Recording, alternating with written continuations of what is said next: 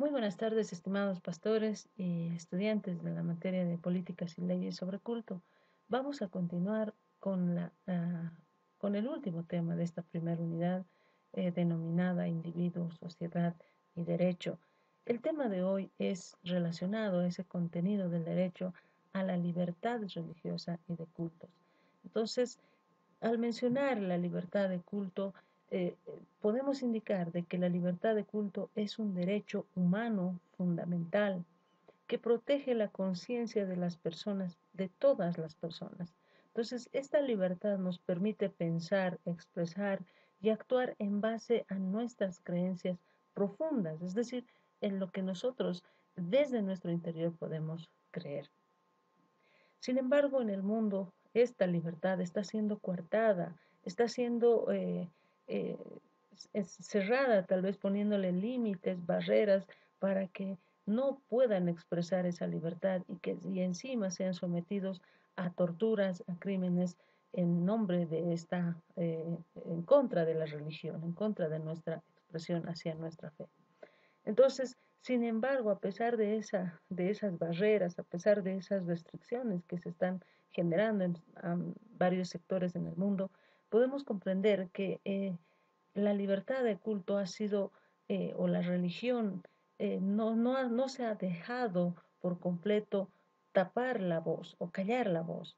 Entonces, esto, más al contrario, ha motivado a las iglesias o a la sociedad para que puedan identificarse aún más y puedan fortalecer y perseverar y preservar este fundamental derecho que es a la libertad de expresión. Pero, ¿qué significa libertad de culto?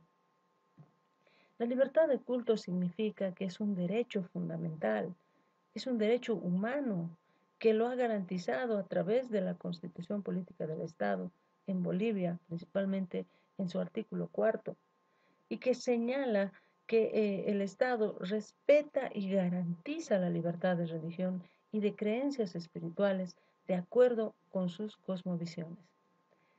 Entonces, esta libertad en Bolivia está garantizada por la propia Constitución Política del Estado. Y este derecho de pensar, de expresar y actuar en base a lo que creemos profundamente, de acuerdo con lo que nos dicte nuestra conciencia, a eso se refiere con la libertad de culto. Pero, ¿por qué necesitamos la libertad de culto? ¿Para qué o por qué necesitamos esta libertad? Esta libertad nos habla de la conciencia y la conciencia difícilmente nos van a poder tapar o callar. No se puede restringir la forma de pensar de una persona. Además, nos sirve esta libertad porque es vital para la sociedad, ya que es como la salud de una sociedad diversa. Es decir, cuando existe una sociedad, existen diferencias, existen contradicciones, y por lo tanto, esta libertad nos va a permitir a que nuestra sociedad tenga o goce de una buena salud. La libertad de culto también nos protege o protege nuestros derechos de las personas, de todas las personas, ya sean individuales o colectivas. Pero, ¿cuán vital es la religión para la sociedad? Hemos dicho desde un principio que la religión ha dado un gran aporte en las conductas jurídicas, en las normas jurídicas dentro del Estado. Entonces, el aporte que ha hecho es acerca de la influencia positiva de las conductas eh, y que éstas a la vez necesitan de un espacio físico, de un espacio social y también un espacio legal. ¿Para qué? Para que puedan practicar y ejercer de forma libre su religión. En base a este principio, en base a lo que dice la ley, que todos somos iguales ante la ley. Nadie es mayor ni a nadie es menor. Entonces, la religión dentro de la sociedad ha ayudado a tener una mejor convivencia dentro de la sociedad. Como dijimos, en una sociedad hay diferencias, hay, se pueden encontrar cierto tipo de pensamientos que no van a coincidir con las personas tal vez. Sin embargo, a través de la religión se ha podido lograr de forma libre, no presionada, no obligada, que estas personas puedan convivir pacíficamente. Sin embargo, también es importante que no deban callar las voces religiosas. Es muy importante que usted ejerza el derecho a la libertad de culto. Pero religión no solamente es adoración, es decir, en el ámbito privado, que yo me presente ante lo que yo considero que es bueno, ante Dios en el caso de los cristianos, sino que esta adoración implica también una expresión pública, algo que puede estar fuera de nuestras iglesias. No quiere decir que la libertad la ejerzo dentro de mi iglesia o dentro de mi casa, no, sino que lo puedo ejercer de forma pública en cualquier lugar y nadie puede menoscabar ese derecho. Pero ¿qué requiere de nosotros la libertad de culto? La libertad de culto, así como un derecho, es un derecho, pero también es un deber. Y estas tienen una obligación mutua. Cuando hablamos de derecho o sujetos de derecho, nos indica que somos personas que adquirimos derechos y también contraemos obligaciones. Por lo tanto, un derecho y un deber dependen el uno del otro y en la libertad de culto eso se maneja de esa forma. ¿Y cómo ejercemos la libertad de culto? Primeramente, aprenda acerca de la libertad de culto. Conozca a qué se refiere con esto. Segundo, practique la libertad de culto. No lo encierre. Si es que usted tiene ya este derecho, entonces usted tiene también, usted puede ejercer esta libertad y puede practicar la libertad de derecho. Y tercero, sería que las personas que profesamos tal vez alguna fe y que en alguna vez nos han querido o restringir tal vez algún derecho, nosotros podemos unirnos a esas otras personas que tienen la misma forma de pensar tal vez con respecto a esta libertad, a este derecho, entonces para que podamos promover el desarrollo, el ejercicio y así que este derecho no se pierda y no sea otra ley más que se pierde y que no tiene ningún sentido en la sociedad. Ahora, para comprender un poco acerca de estos temas que estamos hablando, de libertad de culto, libertad religiosa, entonces tenemos que comprender principalmente a qué se refieren estos términos que normalmente hablamos, que es mi derecho, que yo tengo una garantía. Entonces, ¿qué es derecho? Seguramente se preguntan, y solo sabemos que es algo que me corresponde, algo que es para mí, que yo puedo exigirlo. Entonces, derecho proviene principalmente del término recto, igual, o sea, es justo, que está fundado en lo razonable, en lo legítimo. Entonces, derecho es una facultad natural del hombre para ejercer legítimamente o hacer cualquier acto. Pero, ¿qué es legítimo? Legítimo es hecho establecido de acuerdo a ley o de acuerdo al derecho. Algo legítimo me corresponde, que está dentro del marco de la ley.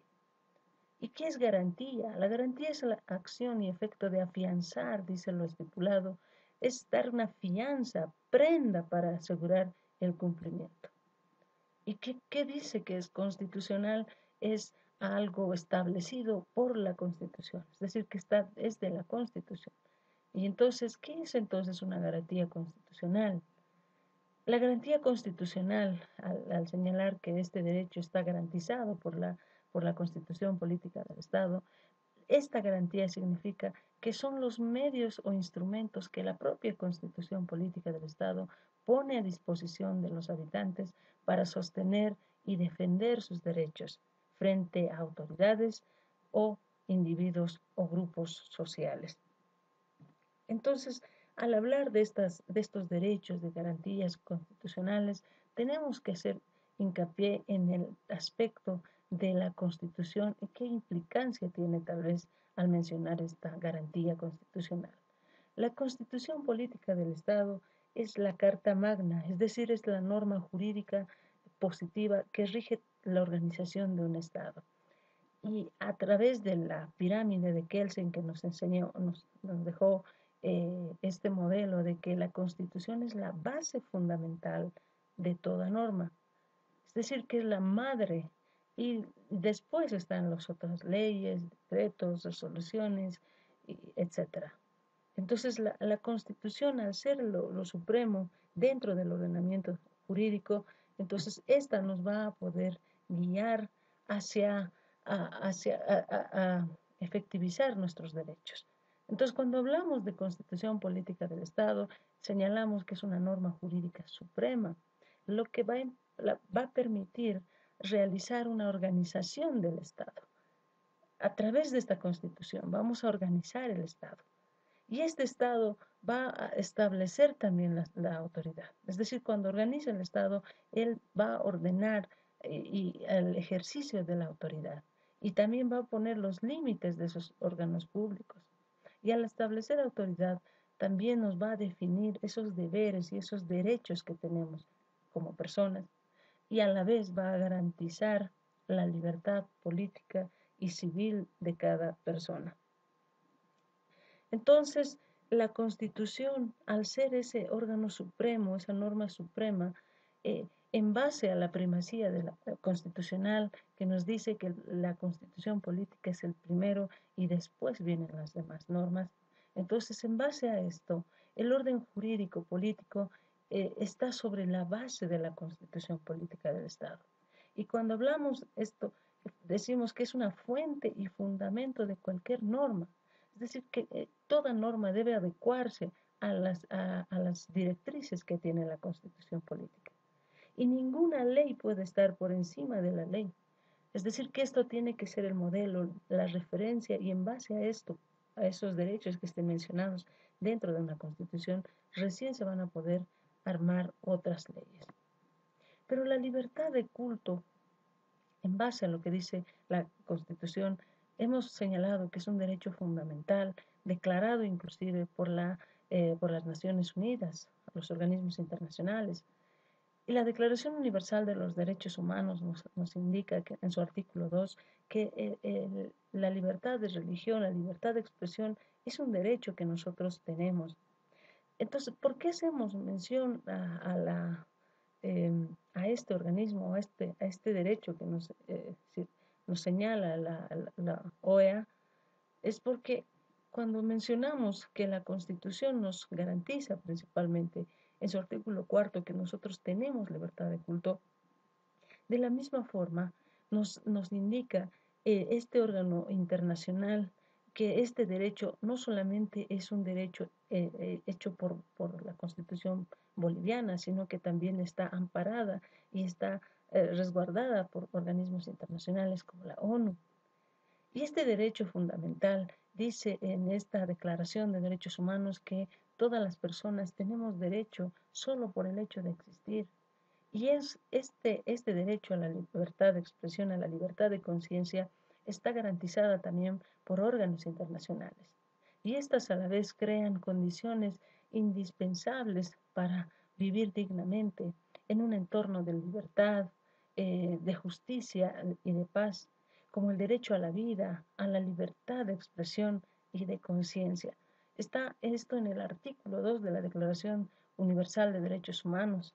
Por lo tanto, este derecho que estamos mencionando acerca de la libertad de culto está amparado por organismos internacionales. Pero tal vez estamos pensando en qué tienen que ver los organismos internacionales y decimos que la Constitución es lo máximo. Hacemos mención a estos organismos internacionales, ya que estos en ciertos países y principalmente en Bolivia gozan del privilegio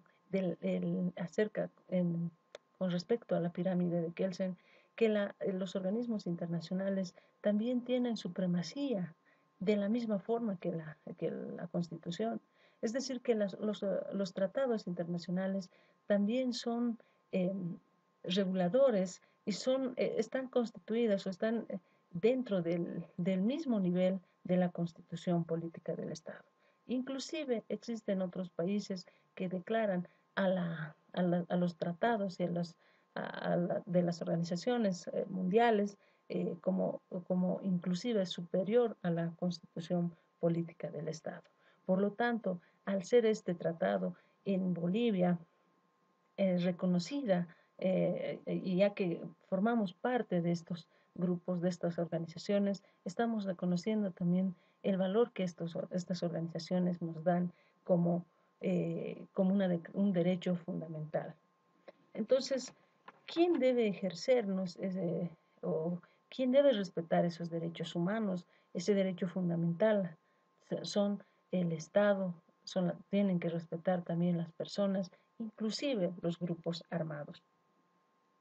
Entonces, la Declaración de los Derechos Humanos nos dice textualmente en su artículo 2 que tenemos derecho a la libertad de pensamiento, de conciencia y religión, opinión y expresión. Eso nos habla este derecho, este tratado, mejor dicho, esta Declaración de Derechos Humanos.